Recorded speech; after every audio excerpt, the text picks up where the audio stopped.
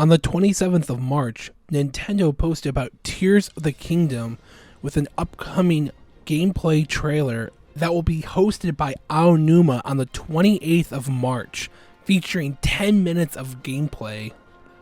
Now, this is exciting because up until now, we've only seen trailers of this game, and we don't really know anything besides some very basic features. Like, we know that there will be some type of sky and maybe potentially some type of underground area.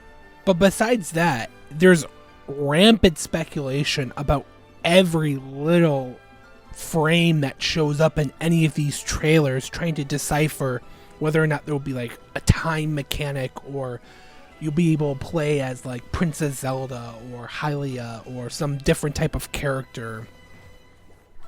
One thing that people are speculating the most on is some type of like building mechanic, like a rebuild Hyrule. Anyway, all that is cool and all, but I want to focus today on some things I would like to see, particularly changes from Breath of the Wild to this new game coming up, Tears of the Kingdom. I've come up with 4 changes I would like to see. Number 1 being a weapon durability change. Yeah, let's just get this one out of the way. Now, I wouldn't want to remove the weapon durability system. In fact, I actually thought that the weapon durability system added a lot to Breath of the Wild. It made it interesting, and it made you have to use a lot of your new weapons and trade them with enemies, and I thought it was really cool.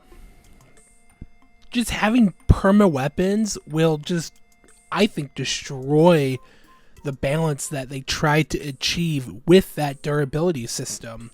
So instead of removing it, how about we expand on the weapon durability by maybe adding like a crafting mechanic of sorts. Like, add a way where you can obtain a specific item to maybe improve the weapon durability, or just so you're able to have like another couple of hits or two before it breaks. I think also a problem with the weapon durability system is there's a lack of feedback. And this is probably the most important thing. You don't really know when your weapon's gonna break. I mean, it does show that your weapon is damaged, but by the time this message shows up, your weapon is gonna break in like 2 hits. You can throw your weapon too as like a desperation attack to increase damage. I think it's like about 2 times more damage it takes. But doing this will pretty much guarantee that your weapon breaks if you see that little banner that comes up saying that your weapon is badly damaged. Actually, in one of the trailers, it looks like we might have some sort of system that will improve on weapon durability. Now, this is all speculation, but as you can see by some of the enemies that show up in this trailer, they have these like spiky diamond looking things. Now, I believe, and among other people too, they believe that this might be some type of stone that could maybe possibly improve your maybe durability on the weapons or attack power on the weapons. A small change like this will go miles to improve this system. And like I said, have some type of meter that shows how close you are to breaking the weapon. Have like a feedback system. Alright, number 2 is going to be more enemy variation. Now, if you played Breath of the Wild, you know how lacking they are in enemies. Now, I don't want them to just throw enemies in there just for the sake of having more enemies. But when you think about it, Breath of the Wild doesn't really have that many. I mean, we got things like the Guardians, the Bokoblins, Moblins, and Lizalfos. We got the Stallchilds. We got the Chew Jellies, the Keys, and the Octoroks. We got some Wizrobes and some Lynels. And they all have different color levels depending on how strong they are. But all in all, we got maybe about 10 or 15 different enemy variations. It's pretty lacking considering the huge repository of enemies that Legend of Zelda has, like the likes or Redeads or Wall Masters or the Tektites. And that's only just to name a few. There's so many more different enemy types that I could name. So the lack of enemy variation seems kind of strange. Now, I know that there's a lack of enemies even further than this in the Divine Beasts, the dungeons of the game, which we'll get to eventually. There's almost no enemies inside this. There's just like these amalgamation of like malice creatures and these cursed moblin heads. Kind of different when you're looking back at older games. Just the lack of enemies inside these divine beasts. But I get it. I mean, the story and lore reasons, it makes sense. But it's just kind of disappointing that there's just nothing. These creatures are empty. One thing that is super exciting, though, is through gameplay trailers, as we can see, they are introducing what looks like to be a couple of new monsters, like the Redead and the enemy boss monster named Gliok. Hopefully, these enemies and monsters that they add are also found in what would be the Divine Beast 4 Tears of Kingdom.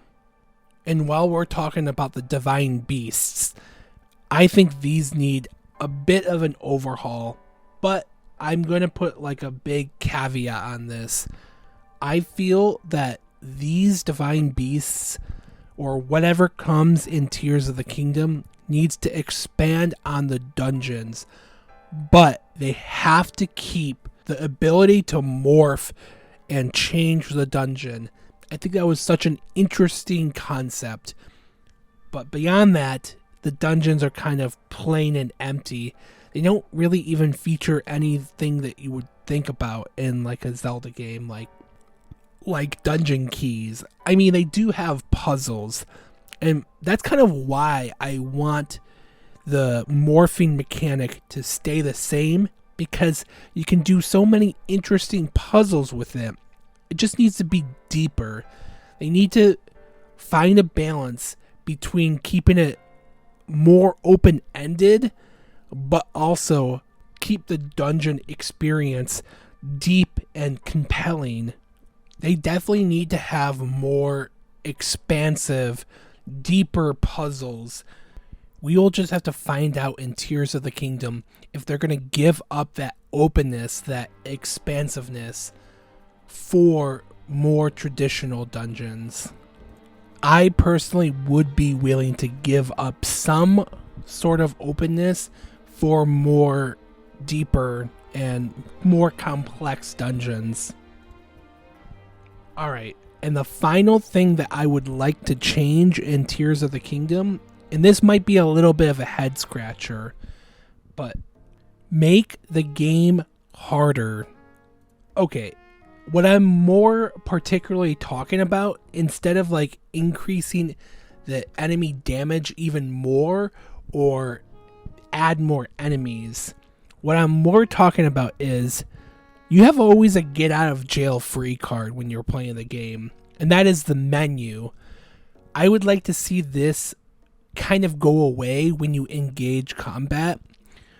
At any moment's notice, if you run off a cliff or if you run into a bunch of enemies and start taking too much damage, you always have a way to get out of it. All you need to do is just open up your menu, and I don't like this. Now, I'm not sure about you or anybody else, but I abused the crap out of this when I first started playing this game. When I finally figured out that you could do something like this, it just became monotonous and kind of boring. Like, I would just rush in and charge these enemies that I couldn't fight or couldn't face, and instead of dying and getting a punishment for rushing into these, of which I'm massively at a disadvantage because of my weapons or equipment. All that I was doing was, if I was running low on health, I would open up the menu and eat like a plus 20 heart like food source, and then I would just rush in and steal high level equipment, and then I would be at the same footing as these enemies that I was fighting. Or if something like that couldn't have been done, if I was just getting rushed in by a bunch of enemies that I couldn't fight, at any moment's notice, I could just dip. I could just leave and quick travel to somewhere. I think disabling many of the features in the menu when you engage combat will bring a lot more strategy and bring a lot more attention to how you should perceive battles instead of just rushing in headlong. I don't know. I know it's going to be a contentious, extremely polarizing feature if they add something like that in, but at some point, I wasn't even thinking about my hearts or anything in Breath of the Wild. At some point, it was just like, oh, look, low on health, time to eat. Oh, low on health, time to teleport out. And I never really thought about what happens if I die? What happens if I run out of weapons? It's just, oh, look at that. I'm running low on health. Let me just boop, boop, bye-bye. So I hope you enjoyed my list. I'm really curious to see what they're going to show gameplay-wise for Tears of the Kingdom. I'm really interested to see what additions or changes that they make from Breath of the Wild. Let me know what you think. Let me know what kind of changes or additions that you would want to make to Tears of the Kingdom.